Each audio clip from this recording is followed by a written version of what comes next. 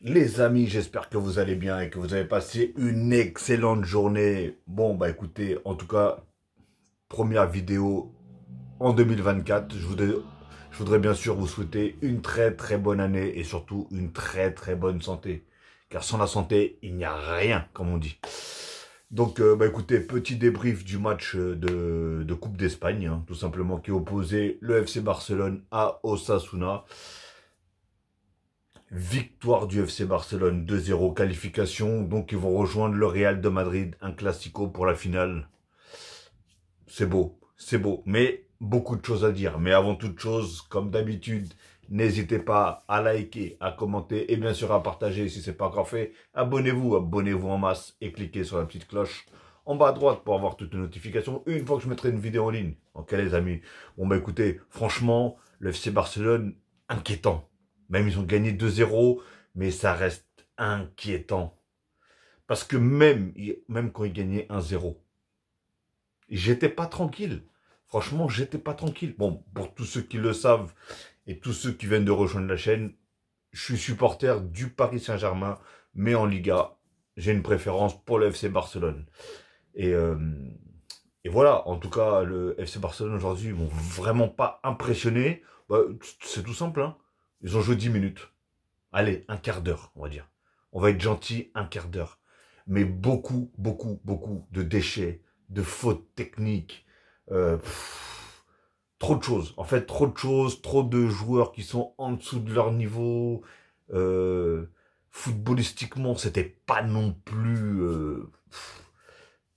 Sincèrement, hein, je vous dis, je suis même inquiet contre le Real de Madrid. Parce qu'apparemment, le Real de Madrid, j'ai malheureusement pas pu voir le match, c'est bien pour ça que j'ai pas fait de débrief hier. Mais apparemment, très très gros match contre l'Atlético. Le Real sont passés, mais ce qui est fou, c'est qu'ils ont une ribambelle de blessés. Mais quand je dis une ribambelle, et c'est des grosses têtes hein, qui sont blessées, et les gars arrivent à gagner. Ils en sont venus à mettre, je crois, si je ne me trompe pas, Tchouaméni, défense centrale. C'est pour vous dire à quel point ils sont dans la panade suite. Mais les gars, ils arrivent à marquer. Ils ont gagné 5-3 hier. Ils prennent des buts, mais ils en mettent beaucoup. Et nous, le problème, c'est qu'on a beau mettre 18 attaquants, on va en mettre un. Allez, deux, peut-être à l'arrache.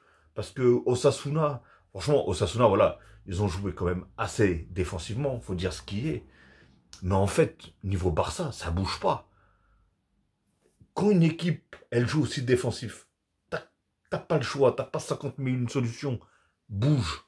Fais des appels, bouge. Et là, non, c'était des poteaux, ils étaient tous statiques. Et après, le peu d'occasions qu'il y avait, ils rataient tout, ça cadrait pas, ça faisait des mauvaises passes, ça faisait des passes en arrière, ça...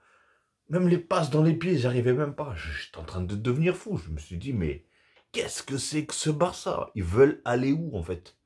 Franchement, ils veulent aller où?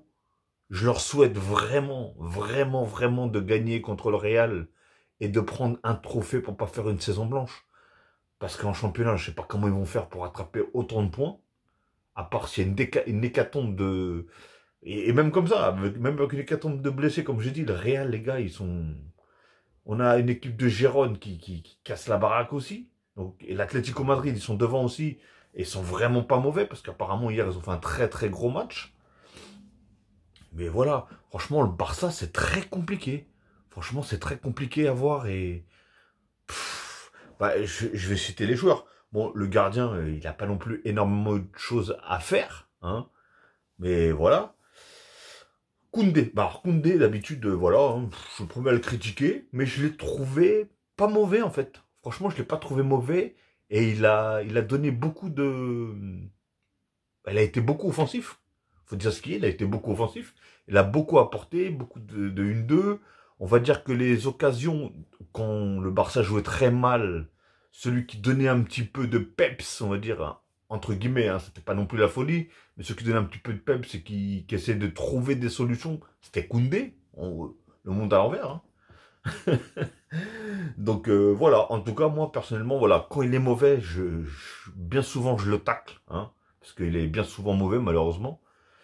Mais là, voilà, quand il est bon, il faut dire qu'il est bon. J'ai pas dit non plus qu'il a fait le match de sa vie. Attention, parce que personnellement, aujourd'hui, le match de leur vie, ça n'a pas été. Hein.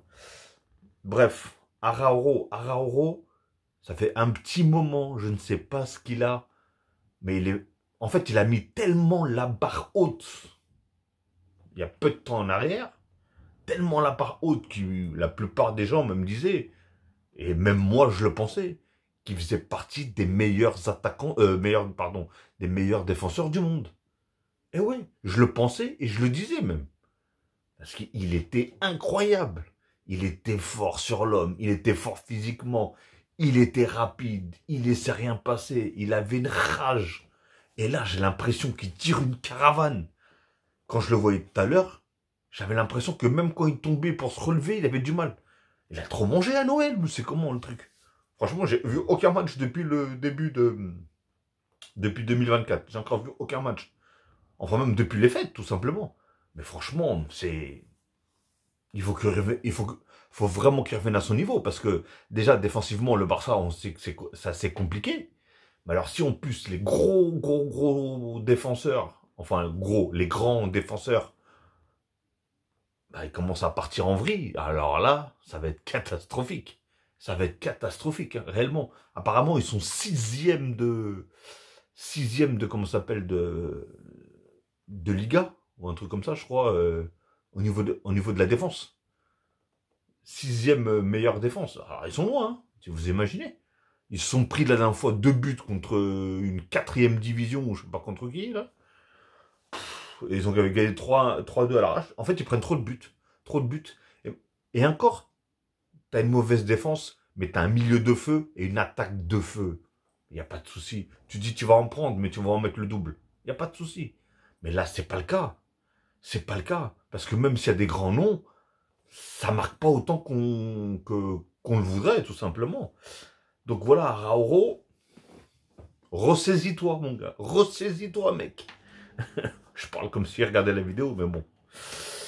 Christensen, bah, je l'ai pas trouvé bon, mais je l'ai pas trouvé mauvais non plus. Il a fait vite fait son match, hein, et voilà. Baldé, bah lui aussi, hein. Baldé, ça fait déjà plusieurs semaines, voire même plusieurs mois, que il apporte pas en fait. Il apporte rien. Ce qui lui donnait, ce qui était sa force en temps normal, on la voit plus en fait. On la voit plus. Parce que techniquement, balle au pied, il est très fort. Il court très vite. Il dribble bien, etc., etc. Et là, on voit rien. Rien du tout. C'est, je sais pas. D'habitude, il apporte tellement offensivement. Et là, rien. Même pas. Même offensivement, il apporte pas. Il fait des mauvaises passes. Il fait les centres, ils arrivent même pas. Et c'est, oh là là. C'est une catastrophe. Franchement, Baldé, c'est une catastrophe, là. Lui aussi, il faut qu'il se ressaisisse parce que, à la base, moi, en plus, j'étais le premier à dire que, oh, il était impressionnant, le gars. Le gars était impressionnant. Je le trouvais tellement fort. Et au final, voilà, quoi. Je sais pas. Je sais pas ce qui se passe. Sergio Roberto, bah, il n'a pas été mauvais, hein. Mais dire que c'est un joueur, en fait, qui était remplaçant, prêt à être vendu. Je sais même pas d'ailleurs s'il n'est pas encore toujours dans les plans de vente du FC Barcelone. Mais c'est lui encore qui fait le peu qu'il y a. Il est dedans en fait. Le peu qu'il y a, il est dedans. C'est complètement dingue. C'est complètement fou. C'est le monde à l'envers. De Jong, je l'ai pas trop vu en première mi-temps. Enfin, il a essayé d'apporter, mais c'était pas trop ça. Hein. Et parce que je sais pas, il n'arrive pas à s'adapter. J'ai l'impression que il lui faut un bon milieu. Une fois qu'il a un bon milieu, on a vu rentrer comment il s'appelle, de Pedri, etc. Gundogan qui est monté un petit peu plus haut. Voilà, une horloge. C'était une horloge. On a vu les percées, les cassages de lignes, les passes. En première mi-temps, pratiquement, ouais, pendant 50 minutes de jeu, il essayait avec des louches, des balles en cloche, de tout ce que tu veux. Mais comme il n'y avait pas d'appel, il n'y avait strictement rien, comme je vous ai dit. Si ça joue pas rapide, si ça joue pas une touche de balle ou une contrôle, une passe vite, avec des déplacements assez souvent, tu pourras jamais rien faire contre une équipe qui joue pratiquement à 14 ans de défense. Tu peux pas. C'est pas possible. Donc, Gundogan, bah, Gundogan aussi, hein, Gundogan, ça va. Euh, Certaines occasions, bah, venaient de lui. Venaient de ses passes à lui. Il a fait quelques belles choses. Donc, voilà. Pas très bon match, mais pas match de nul. Pas de match de merde. Mais ça va. Ça reste raisonnable. Rafinha, malheureusement, en plus, lui encore un autre qui s'est blessé. Hein. Ouais, c'était pas ça encore. Hein. Franchement, c'était pas ça. Hein. Malheureusement, c'était pas ça du tout. Je sais pas ce qui se passe. Franchement, je sais pas ce qui se passe, mais c'était pas ça. Franchement, ça fait trop longtemps en fait. Malheureusement, ce joueur-là, il est pas constant du tout. Il va te faire un match de bien sur 5. Allez, sur 3, sur 4, sur 5, ce que tu veux. Mais il est pas du tout constant. Il peut te sortir une masterclass comme il peut te faire des... Oh là là, c'est des épaves. Pour moi, c'était des épaves. Donc voilà, Rafinha, pas top. Lewandowski, voilà, c'est un joueur. On peut pas dire qui mouille pas le maillot, pardon, qui mouille pas le maillot, qui décroche pas, etc. Parce que franchement, on peut pas lui enlever ça.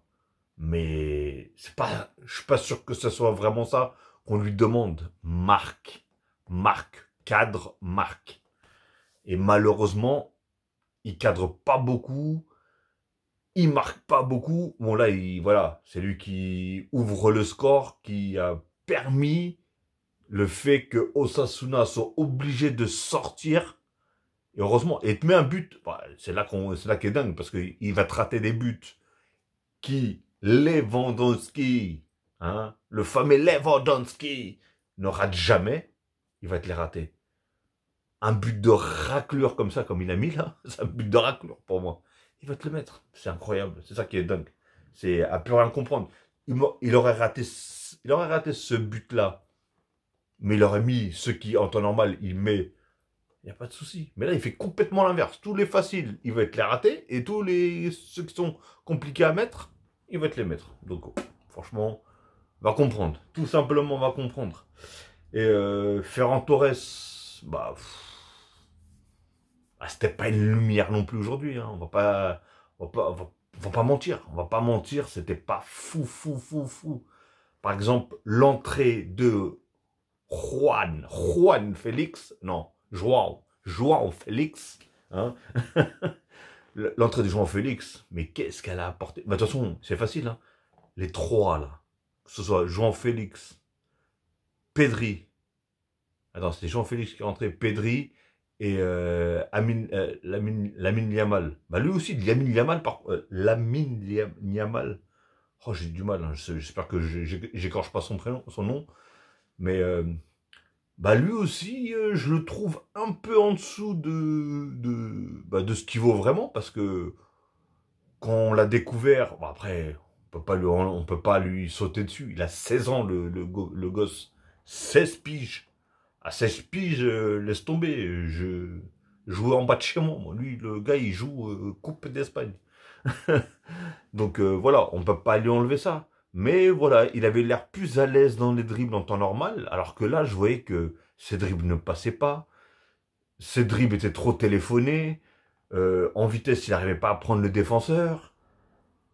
Ouais, c'était... Alors que moi, je me suis dit, peut-être qu'un joueur comme ça, un joueur comme lui ou Jean Félix, c'est un peu les mêmes styles de joueurs. Ils aiment provoquer, ils aiment tenter.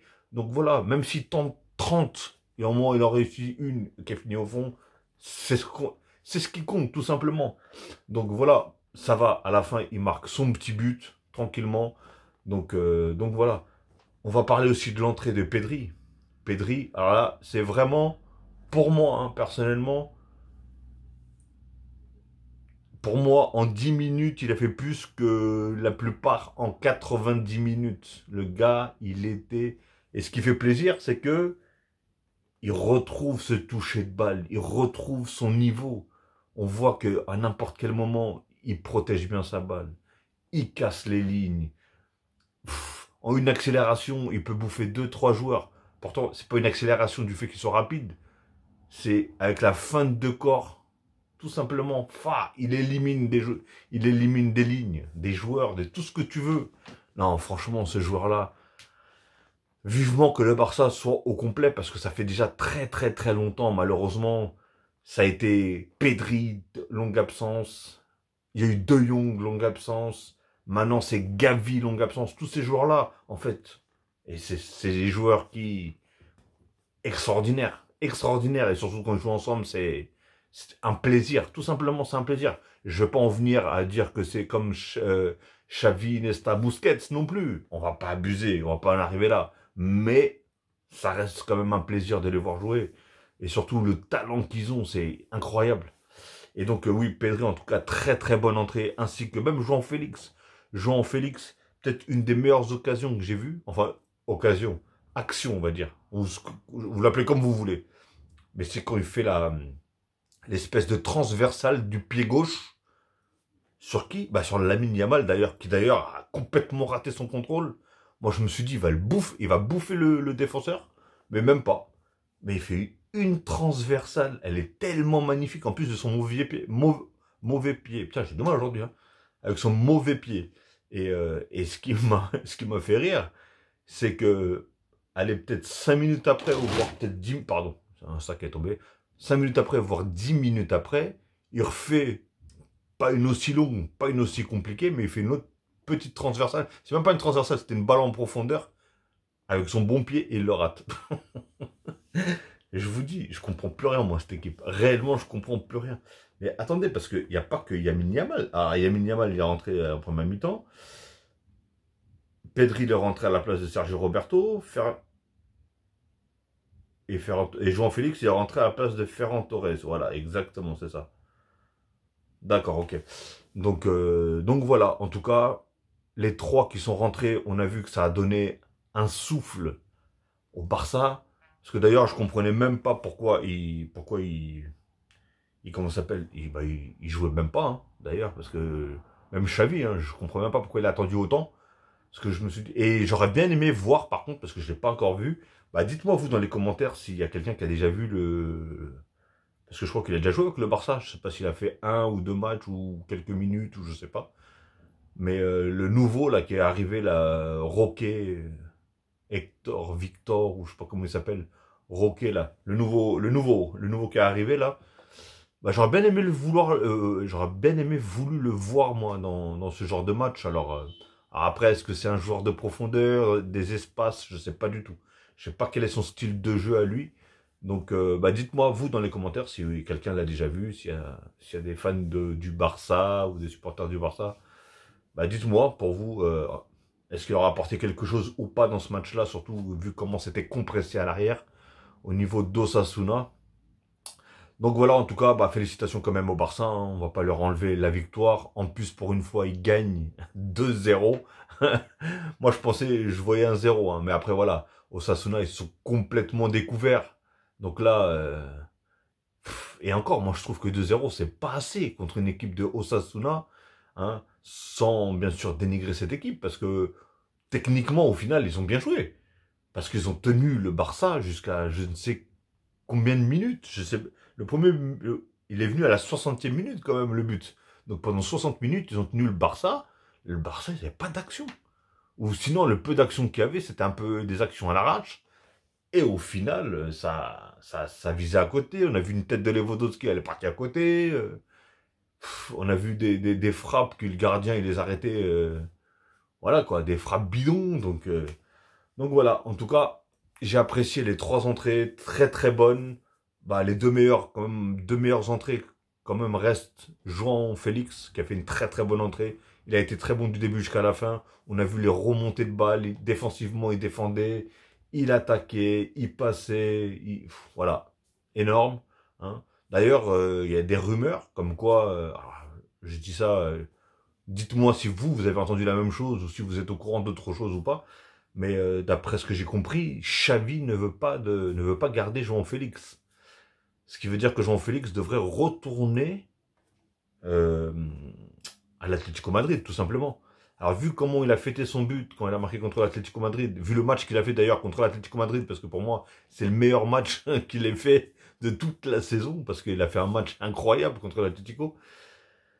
Donc je sais pas comment son retour va être, si vraiment il retourne à l'Atlético, hein, si entre-temps il n'y a pas une autre équipe qui le prend ou quoi que ce soit. Alors je sais pas si c'est Xavi qui ne le veut pas, ou si c'est le Barça tout simplement qui ont pas les moyens tout simplement de racheter João Félix. Donc bah dites-moi d'ailleurs dans les commentaires, hein, n'hésitez pas, je me ferai en tout cas un plaisir de répondre bien sûr. Mais voilà. En tout cas, j'espère qu'ils vont le garder parce que c'est vraiment une pièce maîtresse actuellement du Barça. C'est peut-être l'un des meilleurs joueurs du Barça.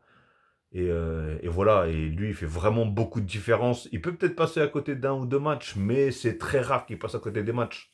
Il est déjà beaucoup plus constant qu'un mec comme Rafinha, même Lewandowski. Pour moi, il est pas, c'est pas la folie. C'est pas le Lewandowski.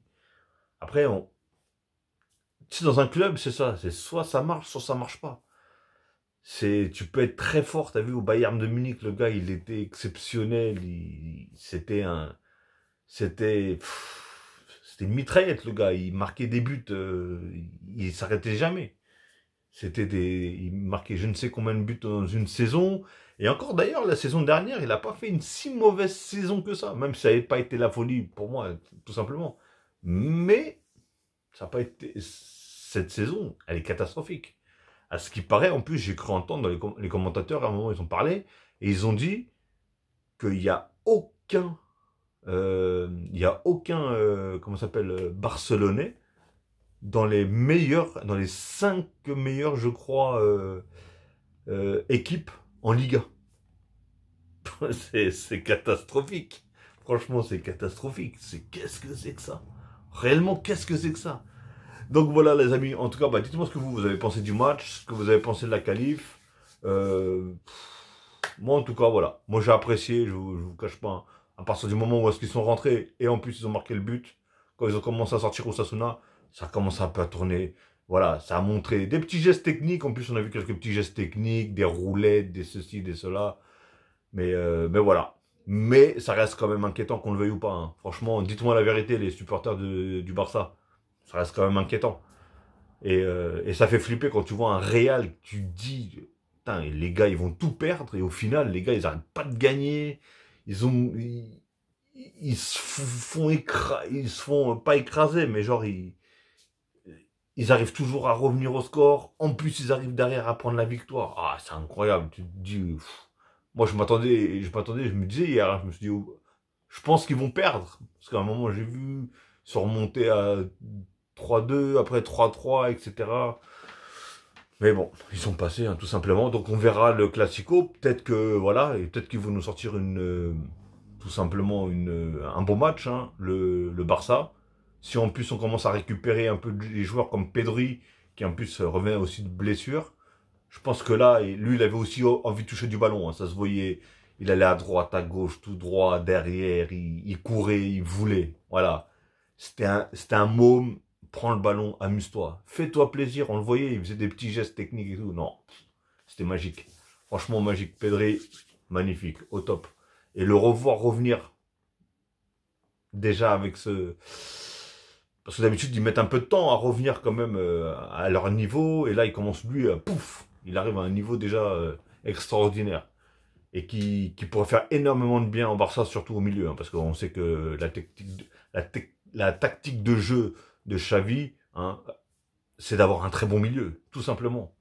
Un énorme milieu, un gros milieu, et voilà, c'est ça, tout simplement. De toute façon, ça reste une colonne vertébrale. Hein. Colonne vertébrale, enfin, le centre du jeu, que tu le veuilles ou pas, et ça j'ai toujours dit, à partir du moment où tu as un bon milieu, tu as pratiquement toutes tes chances de gagner. La plupart des matchs qui sont gagnés, c'est pourquoi? Parce que c'est le milieu qui remporte face à l'autre équipe. Hein, et après, si en plus, tu as derrière des attaquants voilà, qui font pas qui parlent pas chinois, comme on dit, hein, et qui mettent au fond, tout simplement. Donc voilà, les amis. Bon, allez, je ne vais pas vous embêter plus longtemps.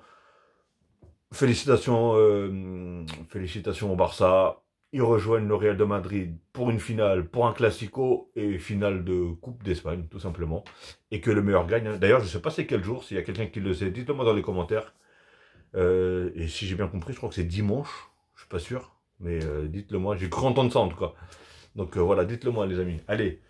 Je vous souhaite en tout cas une très très bonne soirée, une très bonne journée, tout dépendra de l'heure que vous allez regarder cette vidéo et n'hésitez pas, comme je vous ai dit en début de vidéo, à liker, à commenter. Commentez, je me ferai en tout cas un plaisir de répondre, il n'y a pas de souci, si bien sûr il n'y a pas d'insulte, sinon je zappe. D'accord les amis? Et abonnez-vous en masse, cliquez sur la petite cloche en bas à droite, comme d'habitude, pour avoir toutes les notifications, ok?